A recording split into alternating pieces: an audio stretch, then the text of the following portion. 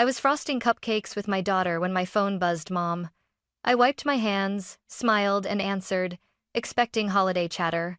Instead, her voice came sharp, rehearsed, almost practiced. Claire, about Christmas.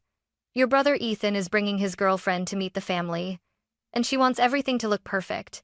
So, your kids can't come. They'd ruin the image. I froze. Lily was humming beside the tree she decorated herself. Crooked ornaments, too much tinsel, pure joy. Jacob was running around with a toy dinosaur, laughing like the world was good, and Mom called them a problem. I swallowed the sting and whispered, I understand, even though every part of me didn't. Then I hung up, hands shaking. The next morning, the doorbell shattered the silence. I opened it and there stood my entire family, furious. And Ethan's girlfriend looked me dead in the eye and said, So, you're Claire, the messy one.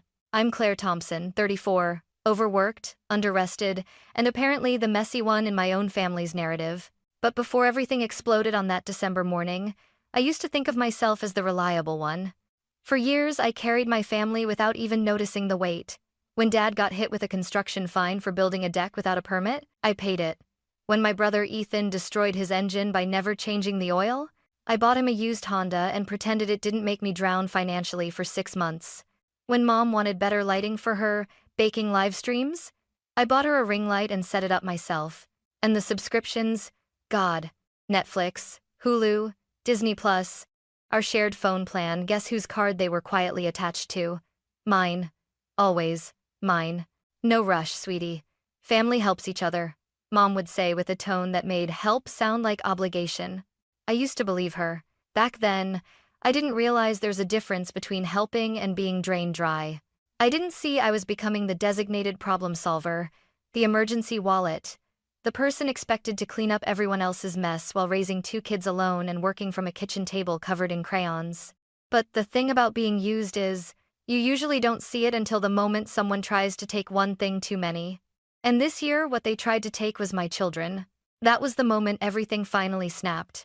That night, after Mom told me my kids didn't fit the image, I didn't sleep.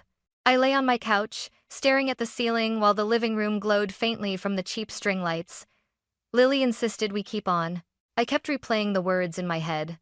Your kids would ruin the perfect image. As if Lily's crooked paper stars and Jacob's dinosaur footprints on the carpet were something to be ashamed of. As if joy needed to be color-coordinated and silent. Around 1 a.m., I got up and walked through the apartment. The ornaments Lily hung were clumped together, mostly at her height. Jacob's craft projects were taped all over the wall, uneven, bright, chaotic. But standing there, in the quiet glow of mismatched Christmas lights, I felt something warm bloom in my chest. This was real, not perfect, not staged, not curated for Instagram, but real. I didn't grow up with real. I grew up with staged smiles, forced poses, and a mom who cared more about how things looked than how they felt. I learned young that image mattered more than comfort, more than honesty, more than me. And now she wanted me to pass that curse on to my children. By morning, I was exhausted but calm until the doorbell rang like someone was trying to break it. I opened the door, and there they were. Mom, Dad, Ethan, and her. The new girlfriend. Blonde hair in a neat ponytail, beige coat, beige boots, beige personality, everything about her screamed minimalist influencer starter pack. Her name was Brianna, and I had only met her once.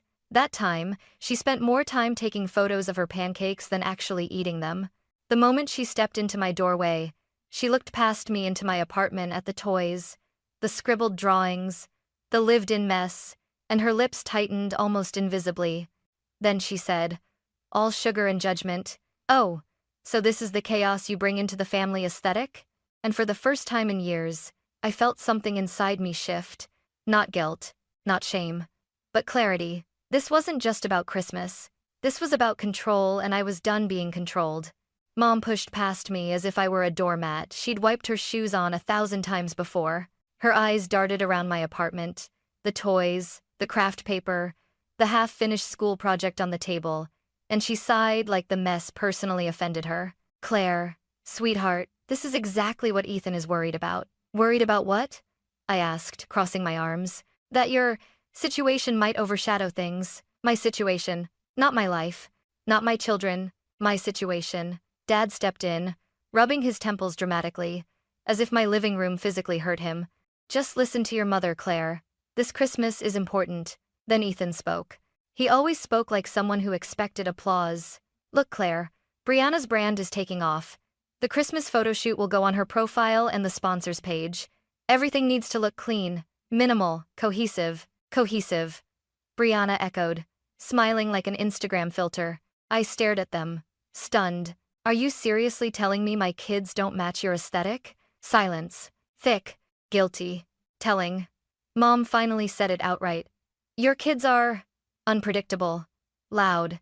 They could ruin the atmosphere. The content. Ethan and Brianna want this to be perfect.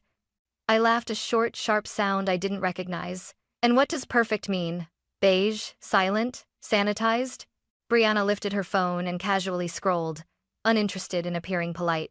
Children grab things, make noise, they smear frosting. They cry suddenly, she said. That's not the look we're going for. The look you're going for? My voice rose. Since when did Christmas become a branding opportunity? Ethan rolled his eyes. You wouldn't get it. You've been stuck. Meanwhile, Brianna and I are building something. I stepped forward. And you want me to erase my kids so your Instagram grid looks cleaner? No one answered. Mom just sighed and said something she would regret later. Claire, for once in your life, stop being difficult and just fall in line. My jaw clenched. Fall in line. That was my childhood. That was my 20s. That was every favor, every bill, every emergency they dumped into my lap. And they still wanted me to fall in line, even if it meant letting my own children be treated like shameful clutter. I looked each of them in the eye and said, no, I'm not doing this. But the storm had only just begun. For a second, everyone froze like my no wasn't a word they recognized. Then Mom recovered first. She always did. She clasped her hands in front of her chest and let out a trembling breath. It was her signature performance, the wounded mother act. Claire, you made me feel terrible last night, she said softly, as if I'd personally set fire to her house. I couldn't sleep. I tossed and turned, thinking, why is my daughter always so combative? I blinked. You uninvited my children to Christmas. Don't be dramatic, she snapped. We simply asked for a little flexibility. Dad stepped forward, his tone heavy with fake disappointment. Claire, family requires communication, compromise. You can't always be so withholding. Withholding? I almost laughed. I opened my mouth, but Ethan cut in, gesturing like he was pitching a business plan. Look, it's one Christmas. Brianna lined up a photographer, a stylist, the whole thing. It's our shot to build momentum. Kids would just ruin the vibe. Brianna nodded, as if this were the most reasonable thing in the world. We can do a kid-friendly day after New Year's, she offered. Something low-key, meaning unimportant, meaning not worth photographing. Then the final blow came. Mom straightened her blouse, inhaled, and finally revealed the part they had really come here for. Well, since you'll be attending without the kids, we'd appreciate a little help with the financial burden. Hosting is expensive, Claire. I felt my stomach drop. How much? I asked quietly. Mom's eyes widened in fake shock. Oh, don't be crass. Then she said it anyway. 2,000. That would take the pressure off. I stared at her. $2,000. Dad stepped in quickly. It's not just for the party. It's support. Togetherness. You've always been generous. Brianna chimed in, bright as a blade. And of course, you'd only join us if you come alone. The energy needs to stay clean. I felt something burn under my skin, not sadness, not shock, but rage that had been waiting years for oxygen. Right then, Jacob shuffled into the hallway behind me, hair messy, holding his stuffed triceratops. He blinked at the four adults like they were some strange cold-weather creatures. Mommy, pancakes? He asked. Brianna's smile flickered, just for a second. I turned my body so Jacob couldn't see their expressions. Go sit, sweetheart, I whispered. Mommy will make some. He nodded and ran back toward the kitchen. When I faced my family again, everything in me had crystallized. Let me think, I said calmly. Mom pressed her lips together. Today would be best. We have deposits. Ethan lifted his chin. Friends don't let friends miss opportunities. Dad corrected him. Family, Ethan nodded proudly, like he'd invented the word. Right, I said, voice steady. Family. Then I slowly closed the door on all four of them, watching their faces disappear inch by inch. And the second the latch clicked, I felt my pulse hammering in my ears. Something had shifted. Irreversibly. The version of me who always said yes, always paid, always swallowed her discomfort so they didn't have to feel theirs, she was done. Completely. Finally, irrevocably done. I stood with my back against the closed door, feeling the solid weight of it as if it were the only barrier between my children and a world that kept trying to make them smaller. Inside the kitchen, Jacob was banging a spoon against the table. Lily was humming slightly off-key. As always, it was messy, loud, alive. Exactly everything my family hated. My phone buzzed. Family group chat, Thompson immediate. Mom renamed it last year right after I paid Dad's overdue tax bill. Mom, Claire, please don't be difficult. Dad, we need a decision by 3. Ethan, Venmo is fine. Photographer needs confirmation. Brianna, sending inspo. 3 beige squares appeared, a white tablecloth, bleached pine cones, candles arranged like a sterile altar. I stared at them, then opened my photo album, the folder I called receipts. Not out of spite, out of survival. Screenshots of every emergency I'd covered, every bill, every temporary subscription, every stolen login, every late-night expense they never paid back, a whole history of being drained. I selected 12 images, a collage of truth, and dropped them into the group. Me. Just a reminder. Mom replied in 8 seconds. Mom. Tacky. Ethan. We said we'd pay you back. Dad. Family doesn't nickel and dime. Brianna. Money as leverage over family is not the vibe. I felt something in me ignite. Me. You also said that about the car, the phone plan, the Adobe charges, the photo equipment. Me. Funny how none of it got paid. Dots appeared, stopped, appeared again, stopped again. Then Mom called. I declined. She texted instead. Mom, you're blowing this out of proportion. Be an adult. Me. I am. And here's what changes now. I typed slowly, deliberately, each sentence a boundary I should have set years ago. I'm removing you from my phone plan at the end of this cycle. I'm changing my Adobe password. Streaming accounts will be logged out today. I won't fund any event my kids are excluded from. Any unauthorized charge on my business card will be reported as fraud. Then I hit send. Silence exploded. Then, Dad, this is hostile, Claire. Mom, your children will hear about this. Ethan, you're ruining Christmas over $2,000? I stared at Lily, dusted in flour, and Jacob, who'd now created a syrup lake on his plate. No. Money wasn't the problem. Me. I'm protecting them. Me. And myself. The doorbell rang again. Violent. Impatient. Like someone trying to break their way back in. I walked toward it slowly, pulse pounding. On the other side stood my entire family, angrier than before, colder than the winter air around them, and I realized something monumental. They weren't shocked that I finally said no. They were shocked that I meant it. When I opened the door, winter wind sliced into the apartment sharp, freezing, nothing compared to the cold on my family's faces. Mom didn't wait a second. Claire, this behavior is unacceptable. Behavior. As if I were a child throwing a tantrum, not a mother defending her kids. Dad folded his arms. You need to apologize, right now. For what? I asked. For refusing to pay for a holiday I'm not allowed to bring my children to? For your attitude, he snapped. Then Ethan stepped forward, jaw tight. Look, Claire, you're blowing things up. Brianna and I have a real opportunity here. A brand deal. This is important. Important. More important than my kids' feelings. More important than family. I felt my voice sharpen. I'm sorry your sponsorship requires my children to disappear. Brianna let out a soft laugh, the kind of laugh influencers use when they're about to be condescending. It's not personal, Claire. They're just distracting. Children are distracting, I said. That's what makes them human. Not for our content, she countered. Something in me cracked. You know what? I'm done talking about my kids like they're props you can crop out of a picture. Brianna blinked, caught off guard. Before she could answer, Lily peeked out from behind my legs, clutching a paintbrush with red glitter on it.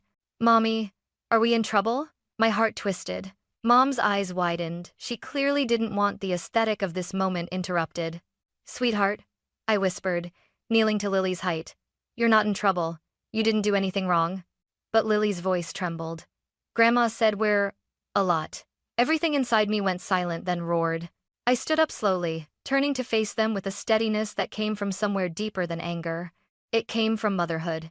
"What did you say to my child?" I demanded. Mom stammered. I didn't mean." "No. Say it," I insisted. "Tell me exactly what you told her." Mom's cheeks flushed. "I only said you kids can be overwhelming." "Overwhelming," I repeated. "As in too much? As in wrong?" Brianna sighed impatiently. "Claire, please, you're making this dramatic. And you're making this cruel." Dad raised his voice. "If you don't calm down, Claire, we're leaving." "Then leave," I said. Mom gasped. "Claire Thompson, how dare you speak to us like—" "How dare you?" I snapped, finally letting the truth out. "Walk into my home and treat my children like inconveniences? How dare you ask me for $2,000 while calling my kids a problem? How dare you pretend you're the victims while I've spent years cleaning up your emergencies?" The silence was electric. Ethan muttered. "You're acting unhinged, and you're acting entitled," I shot back. He stepped forward, eyes blazing. "You're blowing up Christmas over a vibe." "No," I said firmly. "I'm ending a pattern." Then I pointed toward the hallway where Lily and Jacob watched with wide eyes. "If my kids aren't welcome, neither am I. If my kids are too loud, too messy, too real for your perfect picture, then I choose them. Every time." Mom's lips trembled. "You'll regret this, Claire." "No," I said, voice steady. "I'll regret every moment I stayed quiet." I moved to close the door. Dad tried one last guilt trip. "Think of the bigger picture." "I am," I said, "and it's not beige." Then I shut the door, not slamming, not screaming, just closing it with a finality that shook the room. Inside, the apartment felt warm again. Not perfect, but ours. And for the first time in years, I let myself breathe deeply, freely. Because the war wasn't over, but I had finally chosen my side. After the door clicked shut, the apartment felt strangely quiet, not empty, but peaceful. Like the air was finally mine again. I stood there for a long moment, forehead resting against the wood, feeling my heartbeat slow. Inside the kitchen, Jacob was humming some dinosaur song he'd made up himself. Lily was quietly sweeping glitter into a crooked pile. They were watching me, waiting for my reaction, trying to figure out if they had caused any of this. I forced a smile, pushing away the ache in my throat. "Who wants pancakes?" I asked. Jacob's cheer was instant, loud, messy, joyful. The exact thing my family wanted me to cut out of the picture. We cooked together, the three of us. Flour everywhere, chocolate chips on the floor, a pancake shaped like, I want to say a star, but honestly it looked like a deflated balloon. And yet, I had never felt more certain. This was our Christmas, and it was enough. More than enough. Around noon, as we were building a blanket fort, my phone buzzed again. "Dad, phones aren't working. Did you cut us off already?" I frowned. I hadn't touched the plan yet. I called the phone provider, and the representative calmly explained, "Someone attempted to upgrade an iPhone using your account at 3 a.m. It triggered a SIM transfer." 3 a.m. Ethan, it had to be. The rep asked to confirm the shipping address. Sure enough, his apartment. I canceled the order and locked the account to owner only. Then I sent a screenshot into the group chat. "Me, nice try," Ethan replied with a single vomiting emoji. "Mom, Claire, this is petty. Dad, we raised you better than this." No, they hadn't. They raised me to be convenient. I turned off notifications. Around 3 p.m., it happened again, another knock. But this one wasn't frantic like before. It was soft, tentative. I opened the door to find my Aunt Linda, Mom's quiet sister, the one relative who never asked me for anything and always brought store-bought cookies because she didn't have the patience for baking. She held a small paper bag. "I told your mother she was out of line," she said, by way of greeting. Then she stepped inside like she belonged. Lily and Jacob ran to her immediately. They loved Aunt Linda's chaotic energy. She handed them each a gingerbread man and whispered, "Don't tell your grandma these are from the supermarket." I laughed, actually laughed. Linda pulled me aside and lowered her voice. "You're doing the right thing," she said. "Your mother is having a meltdown because she lost control, not because she's hurt." My eyes burned, and I blinked quickly. She squeezed my arm. You protect those babies. The rest of them can deal with the consequences. She stayed for almost an hour helping with crafts, telling ridiculous stories, listening without offering unsolicited advice. And when she left, she looked back at me with something I hadn't felt from a family member in a long time. Respect.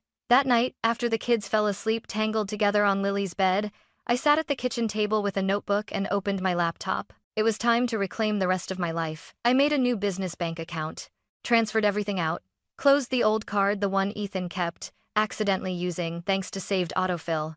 I froze my credit. I removed everyone from the phone plan and sent a step-by-step screenshot guide. Mom replied, "We can't figure this out." Me, "Yes, you can." Dad, "We're old, Claire." Me, "You're capable." They didn't respond again. I put all borrowed or temporarily left behind items, the ring light, the spare iPad, Ethan's camera, Brianna's tripod into a trash bag. Then I drove it to my parents' porch, left it there, and attached a note. "Returning your things. Please return my peace." For once, I wasn't scared of their reaction. For once, I felt free. Later, in the stillness, I created a private folder on my laptop. Clarity. Not revenge. Not ammunition. Just every screenshot, every charge, every message that proved I wasn't imagining the pattern. When I finished, I closed the laptop and exhaled. In the living room, the tree lights blinked unevenly. The paper snowflakes looked more like amoebas. The stockings weren't coordinated. The whole apartment was a disaster, and it was perfect. Finally, wonderfully perfect. Because for the first time in my life, Christmas wasn't a performance. It was ours. Christmas morning arrived quietly, no alarms, no obligations, no pretending. At 6:12 a.m., Lily shook me awake, whisper, shouting, "Mom, Mom, Mom, it's snowing." It wasn't much, thin flakes floating sideways, melting the second they touched the ground. But to my kids, it was magic. We ran outside in boots and pajamas. Jacob licked a snowflake off his sleeve and declared, "It tastes like toothpaste." I laughed so hard I nearly slipped.